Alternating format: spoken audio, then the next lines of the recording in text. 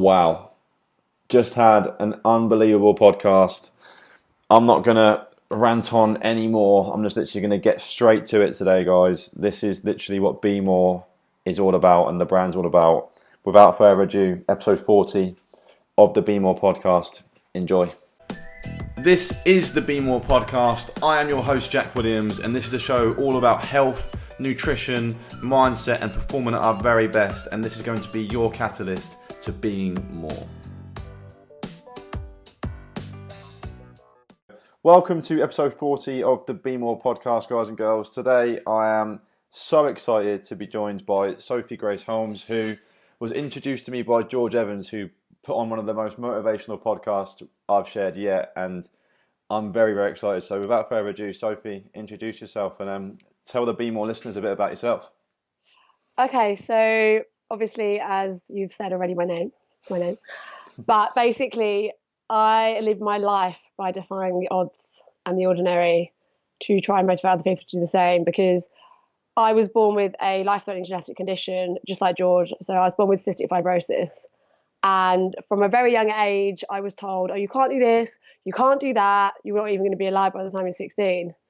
And so I basically made my life around staying alive, but doing it via extreme adventure and extreme challenges that potentially only 5% of the population will ever do. Mental. Yeah. So basically on a mission to be the female Bear Grylls. Wow. So. And it looks like, by the looks of your Instagram, it's going very well. Yeah, I mean, I'm a firm believer of, we're getting pretty deep very quickly, but bear with me. I'm a firm believer of the law of attraction and manifestation. So, you know, what you put out, you get back. But if you put it out enough, you get it back in a bigger form. So a lot of the opportunity that I've been happy and very lucky enough to receive this year has been much bigger than I could ever imagine. So, you know, me climbing Mont Blanc a month ago was just the start of what's coming next. Absolutely love it. And I'm a big fan of also of law of attraction, so I think we're going to get on really well. But what I don't like is when people think they like try and think things into existence, but they don't do the work. Whereas I can see from your Instagram that isn't a problem. Like, I've been following your stories, I follow your posts, like you're grafting. Yeah, I mean, you make your own luck at the end of the day. People don't just become lucky. You work hard, hard work pays off. Exactly. But unfortunately, people don't see what you do behind the scenes or in the middle. So people just see, oh, she's doing this or she's doing that. But actually, in reality, I work very hard for those opportunities as well, which is what I try and put across. Obviously, juggling my own business, having my manager do a lot of stuff for me now, as well as obviously keeping myself well, going to the gym and doing all of my social stuff as well. So it's busy, but it's thrive off being busy.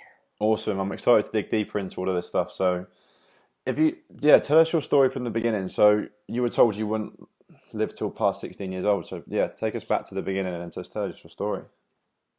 Okay, so when I was born, I was very eager for life because I was born 10 weeks early. So instead of being born in October, I was born in July. And my mum has always had premature babies. So, you know, they saw me and they were like, oh, you're cool, like, go home.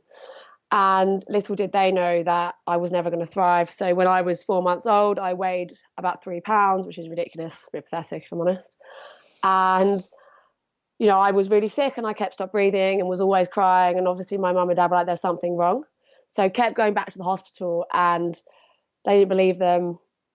And then there was this one nurse who basically took it into her own initiative to find out what was really going on. So people with CF, I'm not sure whether George ever mentioned this, it's quite a random fact, have salty skin. Right, okay. So if you were to say lick my arm and then lick somebody who doesn't have CF, you would know who it was. So no, George didn't mention this is quite a random fact. So I'm not going to say you should go and lick George or anything. I'm just saying it's quite a random fact. But basically, this nurse did that to me, and she was like, she's got CF. So got me tested, and obviously she, in theory, did change everything and save my life, which I'm forever grateful for. She had a daughter with CF, so obviously for her, she kind of knew the signs to look out for.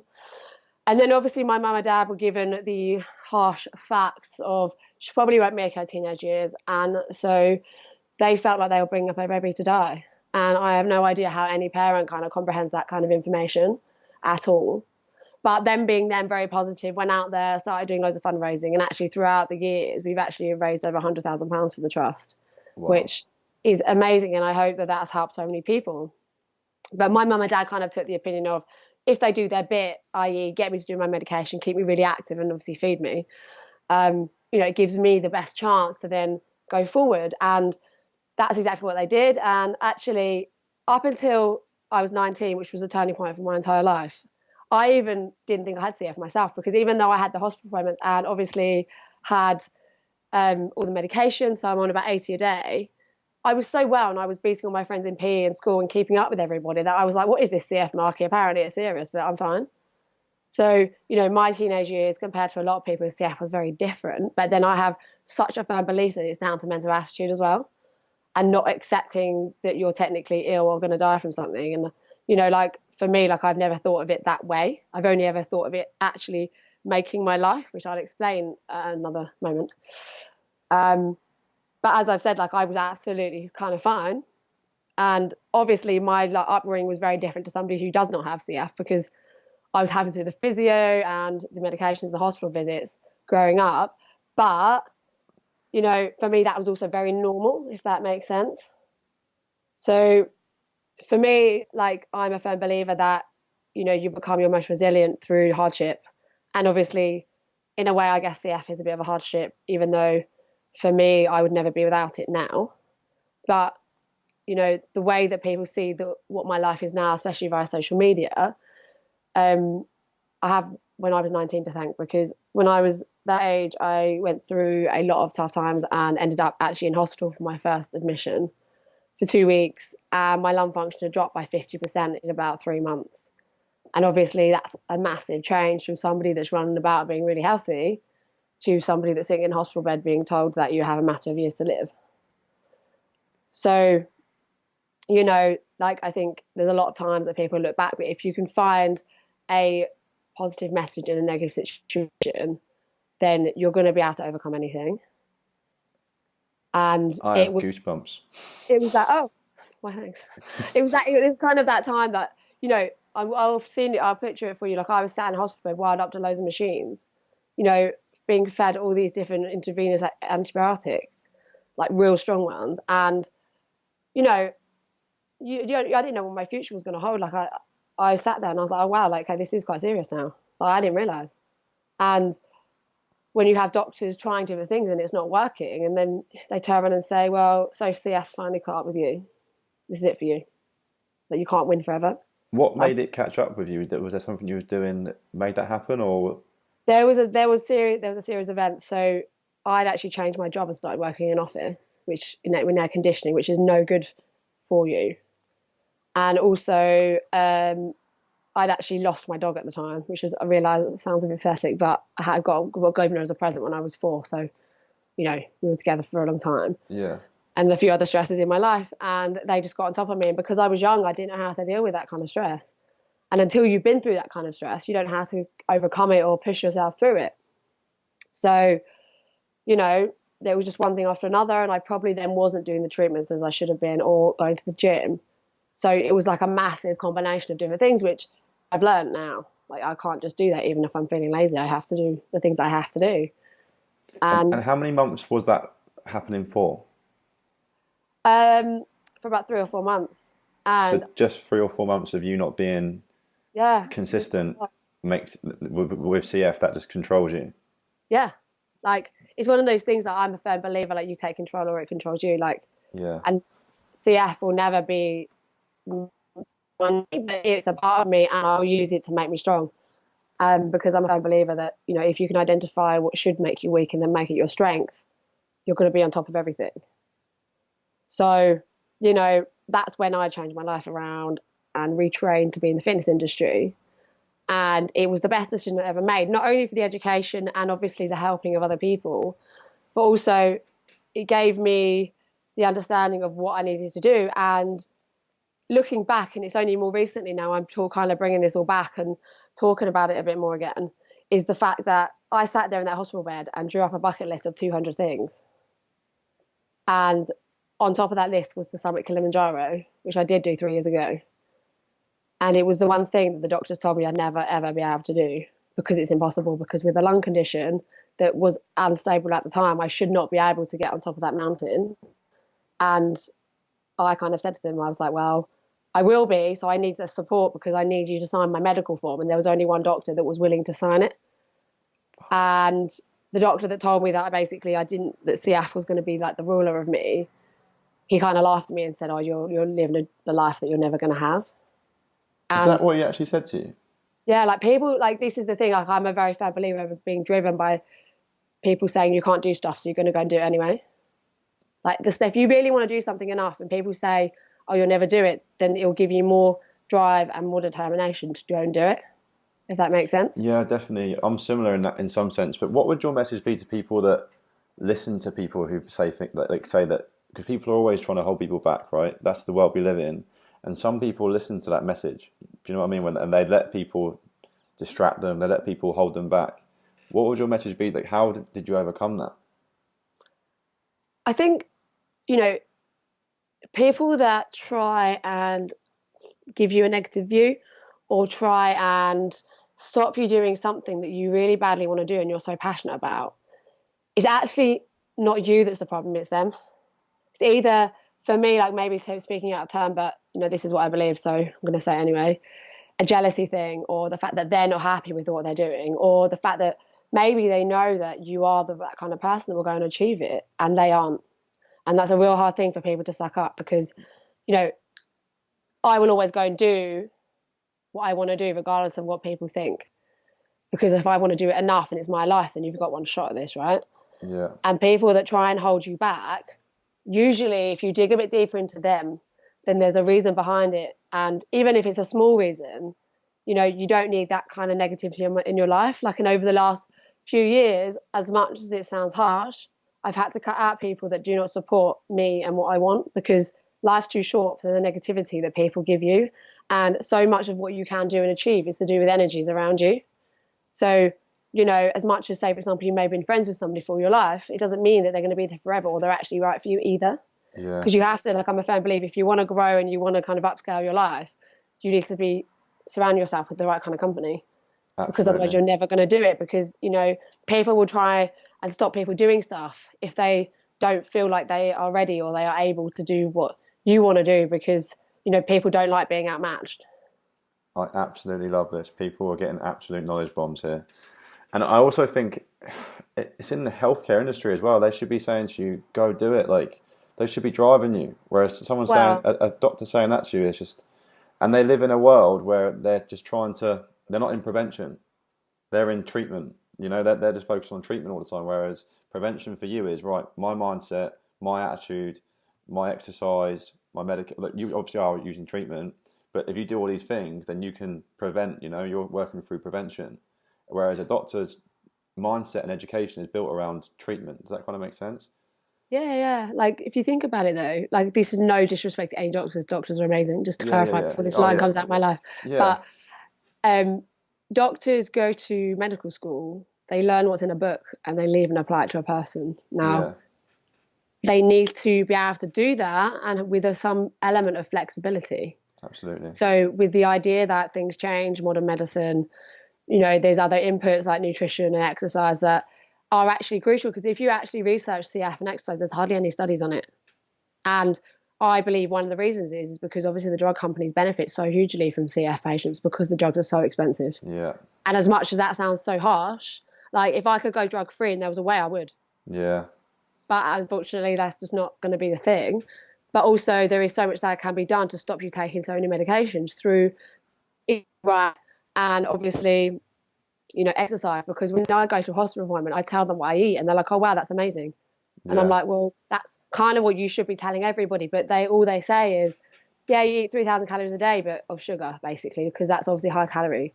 And that's for anybody, regardless of whether you've got a health condition or not, is going to be bad for you because you're going to feel like rubbish. Yeah. So it's mind blowing. Well, yeah, this is the thing. And like I was talking to a friend of mine and he 9 years ago had cancer. And it's actually one of the things that also shaped his life. And he's now really angry because he could have actually cured his own cancer through nutrition, but the doctors failed him on that because one, either they didn't have the knowledge or they didn't want to say because the medical companies paying money, especially this happens quite a lot in America. Yeah. It's mind blowing. Like the doctors are recommending things based on profit versus based on what's best for that person. And their This is why, nutritional knowledge normally is just like you say from a book, which is nowhere near in depth enough. And people go to the doctor thinking that's gospel. yeah, exactly. And it's really not. Like, you can cure yourself. Obviously, I can't cure CF because that's impossible, but I believe that prevention is sometimes better than a cure. So if you were to offer me a Oh, cure tomorrow, well, I'd say no, absolutely. because Yeah, I can live my life this way, and it's actually my driving force to continue to live fully and fiercely, and actually achieve all the stuff that maybe people don't believe I can. yeah, love that. Because, you know, I'm really lucky because where I've got this really strong natural mental attitude, and obviously it's been built on over the years of having failures, which by the way I love.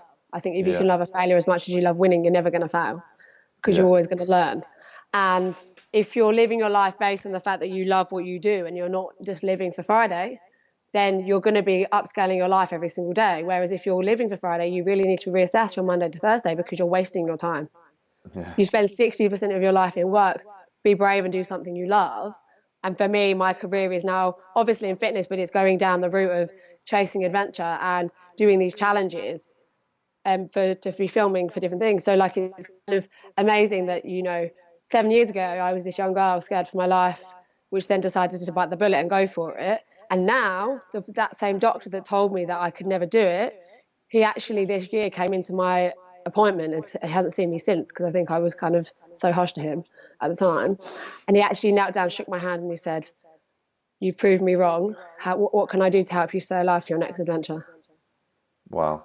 So it proves that if you are stubborn enough and you go for it enough, you can even persuade the people that you didn't think you ever could. Yeah, definitely. So even now, Amazing. like he's asking for advice for patients in terms of like health and fitness because he's realised how powerful it can be, and even to the point where obviously I'm a very much of an extremist, which you may now realise. Like if you say to me, go and do a triathlon, I'll go and find the hardest Ironman in the world and complete it. That's the kind of person I am.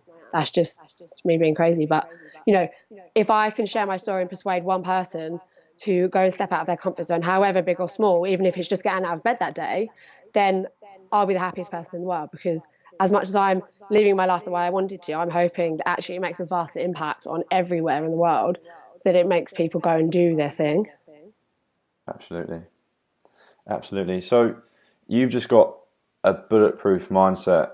Has that just been instilled into you through great parenting, and then you've obviously developed that from when you've grown up into older age? What have you been reading? How have you got this mindset? You know Obviously, what I think? your struggles as well obviously will contribute. But yeah, is there a certain book, or is there yeah? Tell us what your Well, secret this is is. one of them. It's I'm just getting the title up for you. This one, have you read it? Yeah, it's amazing. Yeah, so that's one of them, and I actually was given another one, which I'll find for you quickly. Which actually, apparently, I was given it this morning on the podcast that I did with Adam. It is called. Just bear with me 1 second because my phone is being very slow, as it does. Oh, hang on a minute, it's on my laptop. It is called The Slight Edge, which apparently is Yes, great for people. I haven't read it, but it's the one I've been advised to read. by Jeff Olson. Yes. Yeah, it's my But favourite for book. me, is it? I'll have to go and get it now. You've said that. Next thing on the list.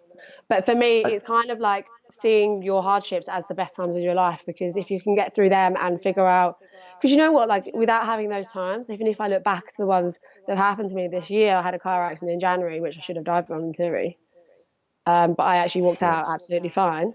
So, you know, can't complain. But actually, that made me just want to go for it more and realize actually the value even more of life and actually to think, oh, sorry, I'm just going to do it. Who Yeah, cares yeah. how hard it is or what people think? Awesome. So you're not reading the book, but you've books that you've read, and you just learned through experiences, culture, and just yeah. Is that what you put it down to? Yeah, so I think, each experience you gain knowledge about who you are and what you want. And this is why I'm a firm believer, and which is why I feel so lucky actually to have such a unique outlook on life because, you know, I do have a very different outlook to for a lot of people, which I love because I don't want to be like anyone else because Yeah, I'm. yeah, But if you have the courage to chase adventure, especially physical adventure, where your mind is tested as well as your body, then not only will you find out who you are, what you're about, and what you want in life, but you will find out how capable you are. And I think capabilities is something that people aren't willing to push themselves into because you have to become very comfortable with being uncomfortable and very comfortable about being in the pain cave. So, for example, I climbed Mont Blanc recently. There was no doubt in my mind that I wouldn't summit it, but it doesn't mean that there were times where I was climbing that mountain where I thought, oh my goodness, I still have 6 hours to go, and my calves and my glutes are so sore, and I'm so tired because all I've had is bread that I don't know what I'm going to do. But it doesn't mean I wasn't going to make it. It just means you go through these waves, and every step you take is one step closer. So you just have to keep telling yourself, I can, and I will, and I can, and I will. And then eventually, as time goes by, as long as you keep moving, you're going to get there. And that's what I mean. Like, you can apply that to any goal. So as long as you keep moving forward, it doesn't matter how small the step is, you're going to achieve it. And I think that's what people forget. Like people just see outcomes of things. Like, they don't see the small steps that get taken, but actually it's all about the small steps. And that is why, like, the analogy of the tortoise and the hare, with the tortoise always winning this race, always will win, because it's about building the solid blocks, not just rushing through it and getting there. Love it. The small steps is what the slight edge is all about. So I think that's probably why you recommended that book earlier, because what you're saying now is literally what Jeff Olson mentions in The Slight Edge. It's just small steps done daily. Yeah, it's like you've almost written that book. And it's the compound effect of them small steps, which is what obviously creates the mindset that you have today. Like, you seem like you're incredibly self-aware. Like you say, you've got a very unique mindset. And I'm just super intrigued into what it is that makes you so self-aware. And I guess it is just being through such challenges, and you learn from every experience. And I think you're not scared to throw yourself into an environment whereby you might fail. And if you do, then you just learn an incredible amount about yourself, and then you go again the next time and do it better, which is what most people are scared to do. They're scared to go and fail because of judgment from others, or whereas you just seem like you are ballsy and you will do whatever. Like, do you know what I mean? You're not scared of failing. I'm a massive risk taker. Which most people aren't. So no, but it's the best decision I've ever made, because I think obviously, like, you grow up and you learn, but if you're willing to take the risk, even the smallest risk, you'll either learn or it will be the best decision you've ever made. So have you always been a risk taker, or was it something that happened after you turned 19 and you had that moment where you was like, shit? Do you know what? Like, I think before, like, I've always been super competitive with myself. Like, I've competed in my horses over the years, and I competed in a lot of track events, and I always had to win. Like, I will have to win everything. Like, I'm that mentality. Yeah. So I've always been an individual player. So, you know, when I was 19, obviously it was a bit of a shock to the system, being like, oh dear, this is actually real now. Like, but you know what? If that hadn't happened, I probably wouldn't be sitting here today having the most incredible life that I've built off the back of such a bad time.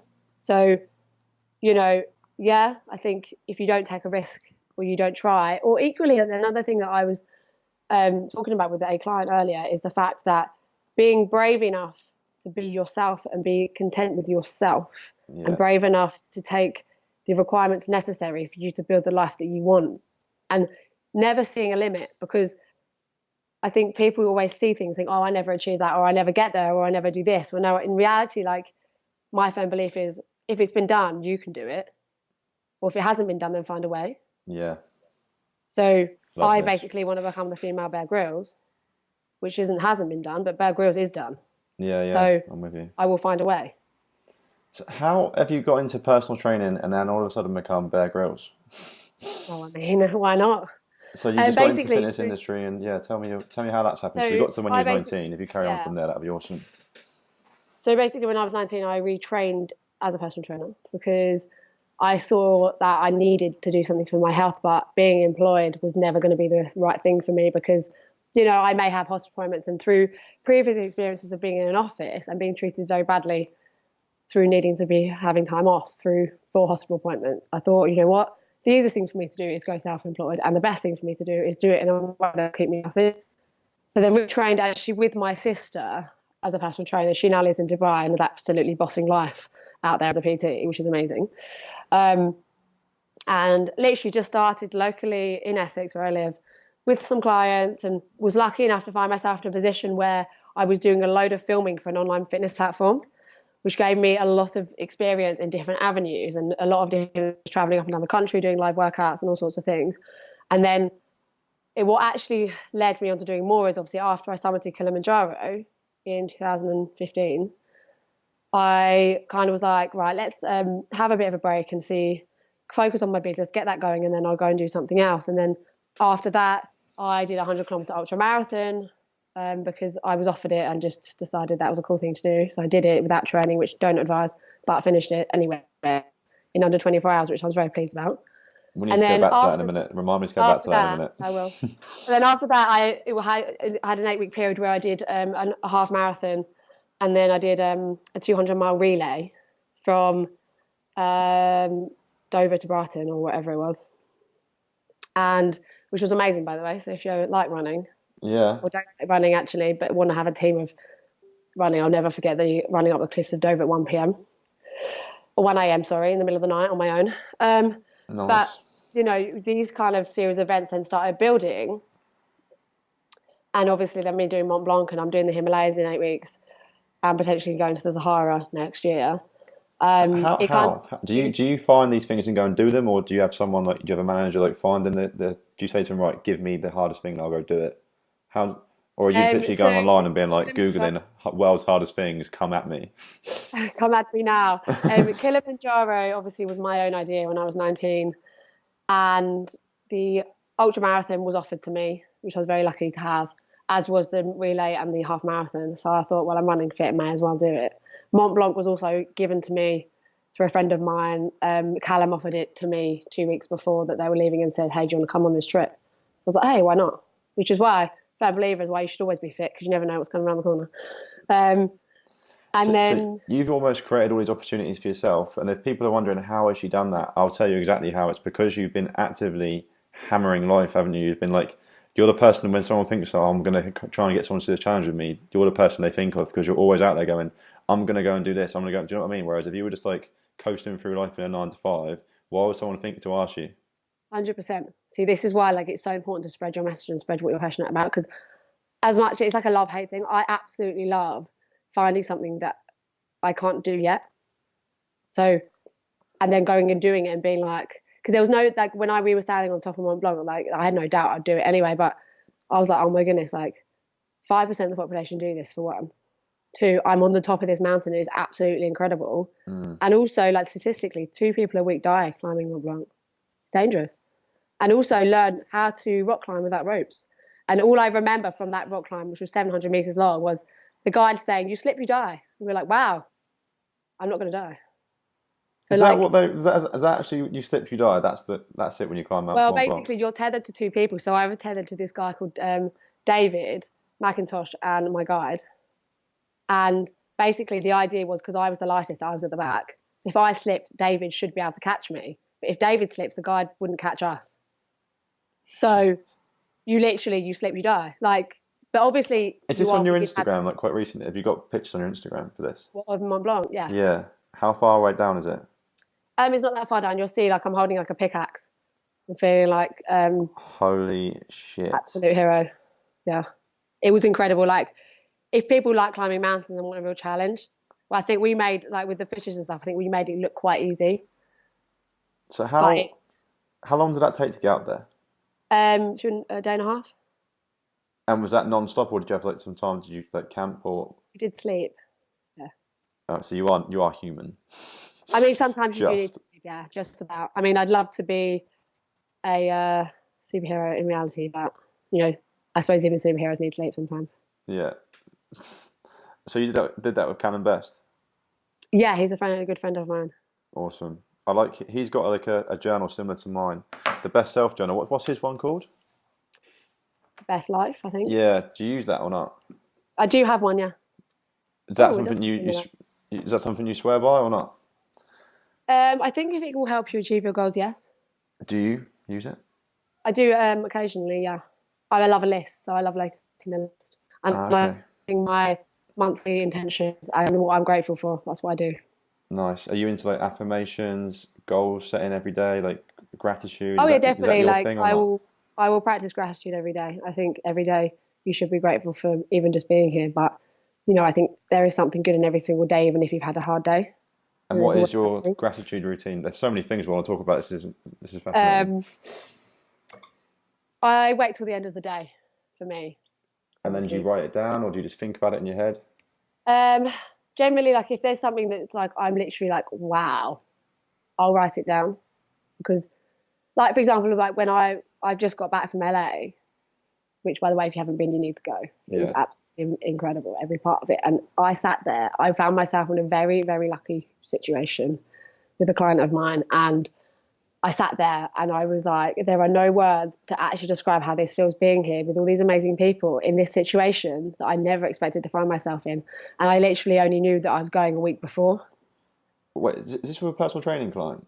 Yeah. I have the wrong clients. I mean, what can I say? My clients are amazing. But like I did Unbelievable. LA with her in the most incredible way, and I was spoiled rotten, and I'm very lucky. And you know, I'm a firm believer that if you practice gratitude and you give out, it comes back in a bigger form. So, you know, I think it's something that people still feel awkward and scared to talk about because it's something that's bigger than ourselves. Yeah. But I'm such a firm believer in all of that kind of thing. And like, as long as you're giving out for the right reasons and you're giving out like purely, but not with expectation to get back, Love that. then things will come back at you. And you know, if you're genuinely just a nice person, everyone has those days, or you have a bit of a moan, or like a bit of like an off comment, but that you're human, that's fine. But at the same time, you know, just be nice and help people. If you have the ability to help people, do it, because you know there's nothing more fulfilling in life than helping other people and seeing, like, you know, like when you do your clients and stuff and you see them achieve stuff and you know their confidence grows and they're happy and you just see them like transform as a person. There's no better feeling than seeing somebody become the person they're supposed to be, and you can do that through training, and that's how powerful it is. Yeah. And you know, if you give out and keep giving out, and you know, you make people feel good, and you're wanting to help people with a pure heart, then that also comes back. And I believe, you know, through some of the opportunities that I've got coming up and the opportunities that I've had, like I believe that so much is down to that kind of practice. Love it. Love it. So, have you got like any mentors, or is this all just literally just what you've built over time? Like, is there anyone you listen to on YouTube? Is there any like female empowerment coach you follow? Like, I don't know, it could be Tony Robbins. Like, is there anyone that you like love listening to? Because obviously you've got a very motivational story and you've got a motivational mindset, but you're not on you haven't got your own podcast yet, have you? No. So like, how do people listen to what you're listening to? Or do you know what I mean? Like, or how do people listen to you more? Obviously, you're going to launch your own podcast. You know what I mean? But do you listen to like Eric Thomas, these kinds of guys, or not? What is it? Do you know what? Like, I know this sounds really random, but there's a few people that I follow on Instagram, and what they put on their Instagram stories is so strong. There's a guy called Marcus Smith, and I was actually on his podcast a few weeks ago. It's called The Inner Fight, and he basically he puts up a quote a day, and it makes me laugh quite a lot because it's so in tune with what I'm thinking. It's kind of really scary. Marcus Smith. I think it's MDJ. MJD, yeah, I'm with you. Based in Dubai. Yeah, so he's like an extreme athlete, like incredible. Awesome. And there's another guy that I follow a lot because he makes a lot of sense, called Tom Otten. It's a friend of his. Tom Otten. Is that on Instagram as well, yeah? Yeah. What's his Instagram tag? Otten. What's his name? Tom, and then don't you say Watton? OTT. OTT. Oh, I've got you. Awesome. And these guys are like, what? They're motivating you every day? Has he met Gary Vee? Like, now I'm jealous. Huh? I know. I love Gary Vee though. He's great. Like, he makes me laugh. Like, he's quite like blunt, but like he makes me laugh a lot. So is he almost one of your mentors? Would you say Gary Vee? Yeah, I would. Yeah. Yeah, I remember because I spoke to Tom, met Gary, and he was like, he is awesome. Yeah. Blunt, but that's about it really for now, I think. Nice. I mean, I don't know if you've read the Chimp Paradox as well. Yeah, it's awesome. Which is another one which I'd recommend because it makes so much sense and it kind of gets you to kind of differentiate between emotions, which is so important if you're wanting to build goals. Yeah. Because you need to understand how your brain kind of works and how, you know, it's okay to have some days where you're a bit more emotional, whatever, but you need to kind of put some things in boxes, which it explains in that book. So yeah, I love that. So tell us about the ultra marathon. Wow. It was I think I felt bipolar for 24 hours. I'll tell you that. Because I think it's one of those things obviously I've never done an actual marathon, like an actual marathon that most people normally do. Yeah. Because I don't like doing what most people normally do. And this event was offered to me and managed to persuade my best friend to come with me. And she was like, "Are you mad?" I was like, "Yeah, but you're coming. Like, I've got you a place." It's like, "You've got no choice." So we set off on this thing, and I remember thinking, "Oh my God, we're 5% in. This is great." And then and we were like, "Oh, like this is going to be so fun." And then the heavens opened. Where was this? In the Cotswolds. It's called Race to the Stones. And how long Like is it just to give? Is it 100 it's miles? a it's 70 miles. Okay. It's a fair way. Yeah. And basically, the parts I remember the most is one, lover of snacks, especially safety snacks, which are important for life. The food on this event was incredible for one, but two, also, you don't actually realize what it requires to take and finish a ultra marathon until you've done one. Like, because Tom Otten that I mentioned earlier, he's done loads of them. He's like the absolute pro. He's amazing. And he messaged me and said, "Soph, like, what's your aiming time?" So I told him, and he said, "Oh, okay." And little did I know that he was a bit like, "You're never going to make that time, but I'm not going to let you know because you don't understand what pain and mental strength you go through to try and finish this race." Because I didn't even really think anything of it because I'm that kind of person. Like, I kind of just think, "Oh, cool, I'll do it." Yeah, yeah. And I got to 40 kilometers in, which isn't even halfway, and I fractured my foot. How? Just through the pressure of running up and down the hills. So it wasn't flat, it was up and down hills? Yeah, up and down hills, and I just never really, because I'm that stupid person sometimes that I just don't look at the route. I just turn up and do it. Did you train for it or not? No, I realised the week before that it was coming, and then I was like, awesome, too late. But I think sometimes being naive to certain things like this is actually in your favour. Yeah, yeah. Because, I think sometimes if you know too much, then you fear things, and I think fear is good, but not when you're coming into a massive endurance event. But I remember getting halfway and my best friend being like, "You're not okay. There's like, I just need to eat something hot, and like, we'll be fine. Like, I'm not finishing this race. That is not in my remit. Like, I do not finish." Anyway, obviously got some food and stuff and carried on. But by this time, obviously, it was going to start getting dark, and it'd been raining, and I'm the clever person that also didn't bring waterproofs because that's what apparently I do. So I was already soaking wet, and I was like, "It'll be fine. It'll be fine." Anyway, the hours between midnight and 4 o'clock in the morning were the darkest hours of my life, other than being on Kilimanjaro for Summit Night. And you go through all these different emotions, being like happy and be like, "Oh, this is great," and then being like, "Oh my God, like, I'm so tired, like, I'm still awake. I've been awake for so long, and I don't know how I'm going to do it." And then you put one foot in front of the other, and then you're like, "Oh, okay, like, I'm another 10K down. This is fine." And then you go back down and be like, "Oh my God," because it's when you stop and you refuel for food, you get cold and then you get stiff and then you have to then get going again. But that takes a few miles to get going, and it's this rolling cycle until sunrise. And you don't realize how long darkness can be when you're in a pain cave, as it is. But I love being in the pain cave, just to clarify. And I remember being so delusional that I ended up talking to the cows along the way, because that's what you kind of do, isn't it? Because they kind of look at you and be like, "What the hell are you doing?" You're doing, like, it's like 4 o'clock in the morning and you're like trekking. So obviously your friend's incredibly fit as well. Oh God, yeah, like, she's amazing. And were you running, or were you just like fast walking? Because obviously, And how long did it take? 23 hours. Fuck. What was your target? Under 24 hours. But actually, when I told Tom, I said 18 hours. And he just laughed it off but didn't say anything. Yeah, because I think he was like, "Haha, cool." What's his record? I think it's something stupid like 12, I want to say. Fucking hell. Like, he's incredible. Like, he's done the MDS and stuff. Wow. Like, he's insane. Do you plan on doing it ever again, or is that for you like? I wouldn't do that route because I've done it now. I don't need to. Yeah, yeah. But you would do an ultra marathon again. I want to do one in the Sahara, so yeah, I'll do another one. I want to do the Sahara one. You coming with me? Let's do it. When are you planning on doing it? At some point next year. It's the one because I've got the Himalayas, and then I'm hoping I want to do one mountain and then maybe the desert. Awesome. So how are you making these happen? Are you just literally booking flights and going to do it, or is there like, are you doing fundraising for each of them? I see you got a fundraising just given on your Instagram. What are you raising funds for? That one's raising funds for the trust. Me and my dad, which is really nice. We're going to go and track the Himalayas in October for 10 days. So we're raising some money. So any money will help, and like, I think people underestimate the power of fundraising, because especially with CF, with everything being so expensive, drugs wise stuff, and also just research can help save lives, and that's a powerful thing, especially because it is still really rare, and many people still don't know what it is. Obviously, you say research will save lives, like, but also people like yourself and George, you're saving lots of lives from like the content you're producing, your mindset, like that's spreading, like your energy is spreading, and I that's hope so. obviously what you and George are doing so well. Because yeah, you make cystic fibrosis sound cool. I mean, that would be cool because you know what it is as well. Like, it's not a glamorous disease at all. And, taking all these medications when I eat and like in the morning and, sounding like sometimes I sound like I smoke 50 a day and stuff like that. That's not great.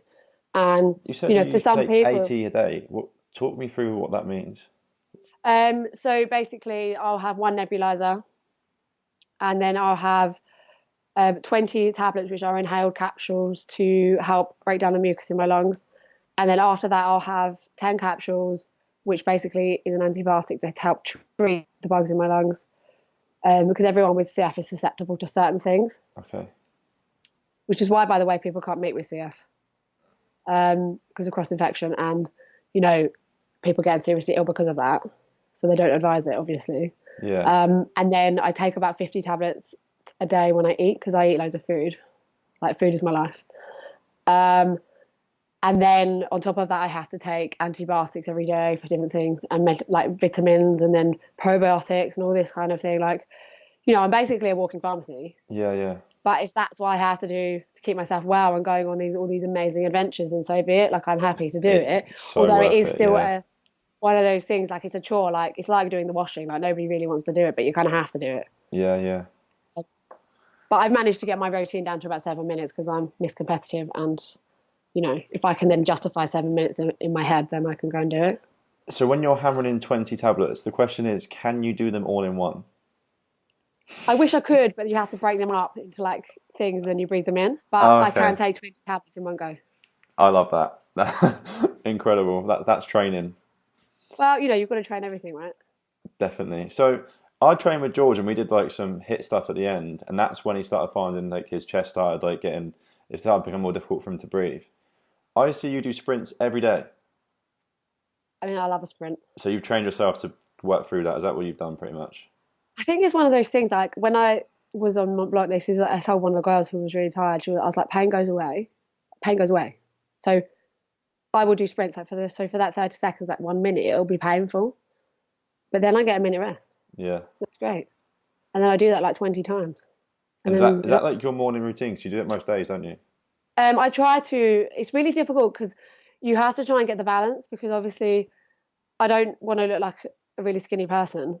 So I have to eat and also weight train to make sure that I don't lose muscle mass. But equally, I have to do the cardio, which everybody hates, because if I don't train my lungs like I train everything else, then there's a chance that they won't be as healthy, which I'm not willing to take. Yeah, yeah. So what it comes down to is, are you willing to push yourself through that and not make an excuse so that you don't regret a decision later on? So my biggest fear is regret. Yeah. So if you're making an excuse to not do something, then you're going to regret that later on down the line. And say, for example, if I got sick, then I'd miss that training session or those few training sessions like I did in the past.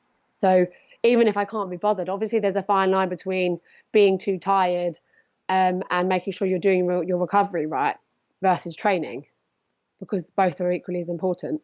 Yeah, yeah. But for me, like, I will keep bearing in mind that the guys we've already spoken about, the extreme athletes, and I always think if I'm on a run or something and I'm getting tired, they wouldn't slow down, would they? They'd push through the pain. They'd go. Yeah. And I don't like disappointing myself. There's nothing worse than coming back from a run and being like, oh, I could have gone harder. Yeah. I didn't because I was being lazy. That's an excuse. Love it. You're an animal. So I try. there's going to be girls and even guys that will be like, what do you eat? What are you doing in the gym? Like, tell people, share your diet, your training. What is it you're doing? So I actually only now train 4 days a week Boom. because I used to train 6, but I'm a firm believer if you give 100% to 4 rather than 7% to 6, you're going to get better results. 100%. Sometimes less is more. And I think people find that hard to understand because it's like the guilt factor. Guilt of not going. When and how did you make that transition? Because a lot of people struggle doing that. But yeah, I agree with you. It wasn't that long ago. It was about a year ago, And I thought, hey, like, I'm actually sometimes going into the gym and not really doing much. What is the point? Yeah. So I reassessed everything and thought, my life is really busy. What days can I give my sessions 100% and not have to worry and be like, oh, I only have an hour, oh, I don't have much time. When can I do that? So I will always train on a Saturday and Sunday because I've got more time. Yeah. And that means I only have to find another 2 sessions in the week to give those 100%. Awesome. And, it doesn't mean that on those days off that I'm not doing something. I might be stretching or might be doing something like a bit more active, like walking. It doesn't mean I sit still because I don't sit still very often.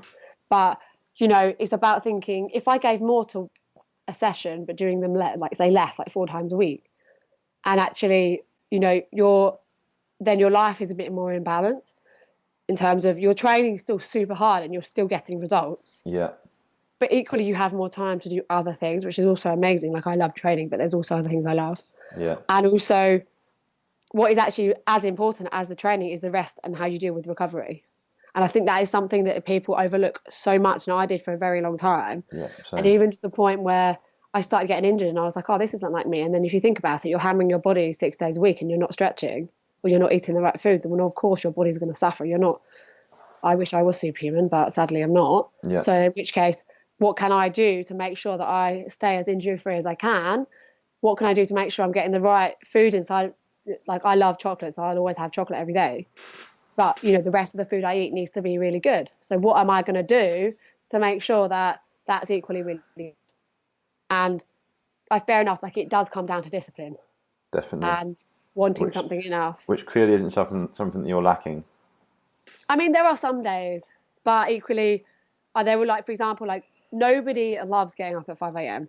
Like I'm a pro 5 a.m., but in reality, nobody actually loves it. But if you've set goals that you really want to achieve, then you will jump out of bed. Yeah. And you're excited to get out of bed as well, I bet. Well, yeah, it's like one of those things, I will admit I did set my alarm at 5 o'clock this morning and then turn my alarm off for an hour because I am still really jet lagged from LA. And I've only had 4 hours sleep. So in my head, I'm like, well, I could go up and train or I could just train this afternoon. You are human after all. I am human after all, damn. But do you know what I'm saying? I've made sure that I've had loads of food today. So, after we've had our chat, then I'll go and train before I go back to work. So it's kind of well, it doesn't mean that I'm not training. It just means I've readjusted my day to make sure that my training sessions are more beneficial. I heard you say you eat chocolate every day. Girls are going to be pissed because wait for it. Wait for it. Are ripped. What I've actually got next to my bed. She's literally got Toblerone in there if you're listening. And I will admit as well, I actually had some the other day in the middle of the night because I was hungry, really bad. It's by your bed. I'm not surprised. I mean, it was a moment of life, and I was like, well, technically it's 5 o'clock in the afternoon in LA, so I can eat this. Tell the girls listening how you are so ripped, yet you eat chocolate every day. It's about, for me, my body changes depending on how much rest I've had and what I've actually eaten around my training sessions. So I'll always make sure my 3 core meals have protein, carbs, and fats in. Pro carbs, I love carbs, so don't be afraid of carbs, because I know a lot of people are, which I still don't really understand why, because you actually need them to function in normal day life. Yeah. And actually, a lot of people try and avoid carbs, but it's actually near enough impossible because a lot of vegetables are actually carbs that people don't realise, which I think is good.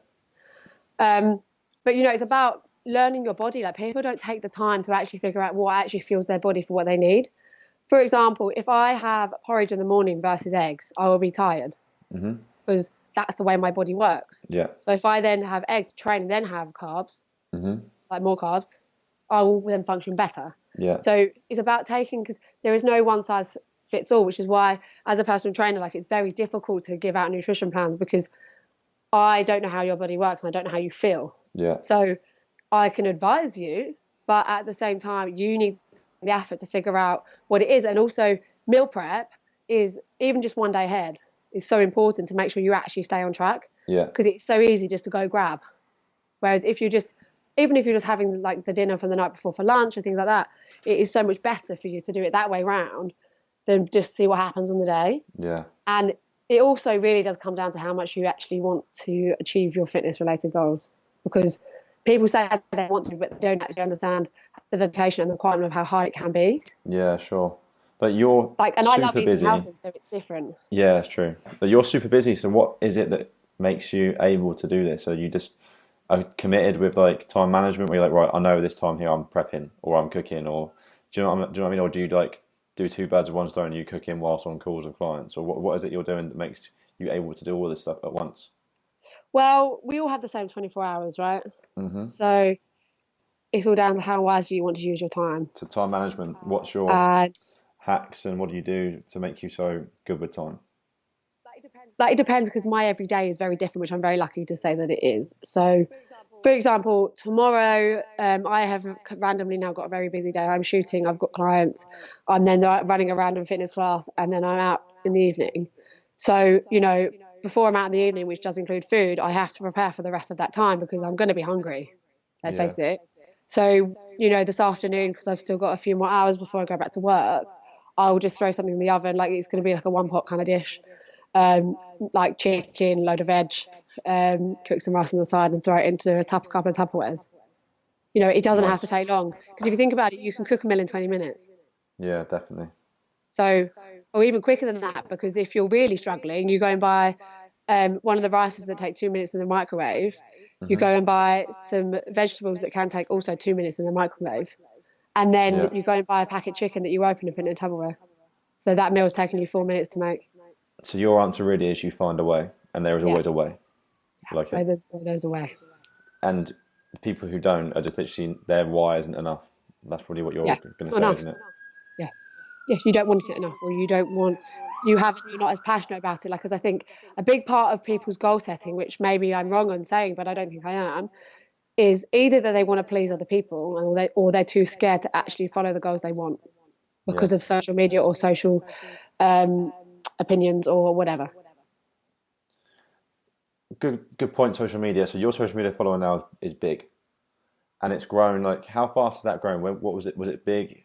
I Tell me probably about started what. focusing on it about 2 years ago, like So properly. over the last 2 years, you've gained 27,000 followers. Yeah. How have you dealt with that? Because obviously you get lots of likes, you get lots of attention, you get lots of comments, and some people that gets to their head.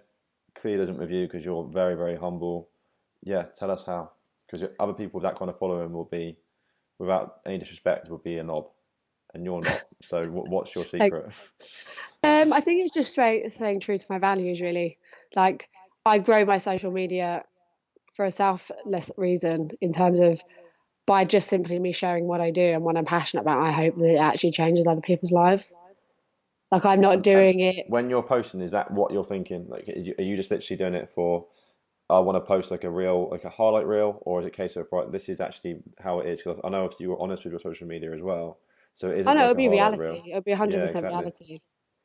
And, I think it's important because I think there are two types of people on social media, or three types. There's people that just use it to use it. That's great. There's people that want to build a following purely their own benefit, Hmm. which is fine if that's what you want. Or there's people that just want to help other people. And I would love the reason I want to continue to try and grow mine to a much larger scale is because I hope that I can just make a big impact, and I want to be able to build a lasting legacy of Yeah. basically proving the odds and defying science and showing that you can do whatever you actually want to put your mind to, because Boom. we live in a world where you can achieve anything if you want it enough. Without a doubt. So you shouldn't have lived past 16. How old are you now? 27. Bossing it. Hey, bring on the next 27 Literally years. defying the odds. Like George is paying into a pension, which I think is unbelievable. Are you doing anything like that as well, or what? And Paying yeah, into a tell pension? us. No. He's paying into a pension because he's like, I'm going to get it, and he was saying he wasn't going to make it past 16. I mean, I think that's amazing. Hmm. I don't pay into a pension, but it doesn't mean that I'm not going to live till I'm 100. Boom. There you go. You've said it now. This has been amazing. Like, what are your goals, and what can we expect to see from you in the future? Obviously, we've got some things planned. What's going on? Like short term goals, long term goals. Um, well, as I say, I'm going to be the female Bear Grylls in the long term, which will be great fun. Have you got any TV stuff like lined up? Potentially. Can't say. Oh, you I can't mean, share? no, but I may be. That's a yes. And then I basically, obviously that's a big thing, the adventures and challenges, how it will be in my career, which is amazing. But there is a lot of other things around that will help a lot of people, put Yeah. it that way. And obviously I hope to still see all my clients. So before they panic while listening to this, I'm still going to be around. So Because I know you're some. no matter how big obviously these challenges become, you're still going to continue as a PT. I hope so. I get so much from it and I love my clients. I'm very lucky to have great clients. So obviously maybe you won't see them every week, but I'll still hopefully see them. And how many do you have? I have about 20. One-to-one and online, or are you just one-to-one? Both, yeah, one to one and online. Nice. Yeah, so I put some more online because obviously you know what it's like. Time equals money, and sometimes you don't have the physical time, whereas you can But sit you on a can laptop. still help Yeah, people, yeah. yeah. What advice would you give to personal trainers? Because I have a lot who listen to the podcast. What advice would you give them? In terms of Going anything, in, yeah, becoming a PT, business, whatever it might be, that they want to see more um, success. What would you say? find a way that you find a way you like to train people, but with passion. Like I train people the way I train because it works, and also make sessions fun. Like the biggest pet hate I have when I've had a new client come to me from another PT is, oh, all we did every session was the same thing. And I'm like, but why? That doesn't equal progress. Yeah, fair enough. The core exercises will be similar or the same, but make it real fun and make it challenging and give people new stuff and new ideas and challenge their minds and their bodies at the same time. Yeah, And also, don't stop putting yourself out there. Like PT comes in peaks and troughs. It depends on the time of year. It depends on where people are, or like people are on holiday and things like that. And always over plan of how many hours you need, always, because you've got to boom. take into account, cancellations or holidays, or even you being away, because obviously being self-employed, you don't necessarily earn money if you're on holiday. Yeah. I think the best thing you said there was passion. Like, Yeah, and you'll see PTs in the gym, they're just wet. Do you know what I mean? yeah, They like how you do anything is how you do everything. And obviously you've got this mindset of Kilimanjaro easy. Do you know? And when you're like in a client session, you're like, bang, this is how we're gonna do it. Like that passion, people can feel that when it's from the heart. That's just obviously what you're delivering, which is why your retention is so good. It's why you've got such a big client base. Whereas I see other PTs and they're just like, it's just, do you know what I mean? It's not. There's no passion there. There's no no. hunger. There's no drive. No, and I also think, like one of my lines, like when people start complaining, I'm like, if I can do it, you have absolutely no excuse. yeah, So get on with it. And they're like, oh, but we're not you. And I'm like, yeah, but you don't have a health condition, so get on with it. yeah, just start coughing or something and be like, look at all these tablets I have to take to stay alive. Fucking stop moaning. I had one girl once that she was complaining about running on the running machine, and because she was out of breath, I was like, oh, please, Yeah. come on now. We can do Are this. you quite strict as a PT, or are you just like, are you fun with it? How is I your want like? fun, but like, it depends on the client, like it depends on how they like to try, because I think That's not another every key single point. client wants Authentic to be coaching, yeah, hammered, yeah, but they can't do it. That's not in their remit. And mm, actually being hammered every session doesn't equal results always hmm, either. You've got to sometimes change things up or do things differently. And actually you've just got to keep everything specific to that particular client. So like I've got some 100%. clients that just want to be absolutely hammered and they're happy leaving the gym like crawling out. And then there's some clients that don't want that. And Hmm. that's fine also because you can still get results in both ways. Yeah, So it really depends on the client. and it's subjective as well. Like their result might be different to the other client, but as long as they're happy with that, and Well, yeah, like, exactly. Because I think one of my friends who is a PT sometimes really struggles because he has a couple of clients that comes in and loves to have a chat. yeah, And some people just use that hour as a time for themselves to talk because yeah. maybe that's the hours they've got. And yeah, they do a bit of training, but if that's what they want from you, then that's also fine. And I can imagine you probably do attract both kinds of clients because you've got obviously the mindset that people want to talk to you, and you've Yeah, also got exactly. the attitude of let's fucking hammer this, Yeah. you know. So, So, and it could you just got depend to on be what that. kind of day it is as well. For a client, they could be having a really stressful day and they're like, just hammer me, or Yeah. another day could be like, oh, I need to talk to you. Yeah, And exactly. So it you've just got to all be so depends. flexible as a PT, haven't you? So there's another key point I think for PTs listening is being adaptable and being authentic with your sessions, and just I think you can suss it within the first 5 minutes of a client session what kind of session it's going to be, can't you? Oh, 100%. Yeah. And I think that's just being able to read people. Yeah, which is a skill in itself, which obviously is a key one. Yeah, but you learn along the way, don't you? Like that's the whole point. You get your qualification, and it's all about learning every single time you have a new client, or Yeah, you do your research, you do your reading and stuff like that, and eventually you find where you've got to be in your niche, and that's great.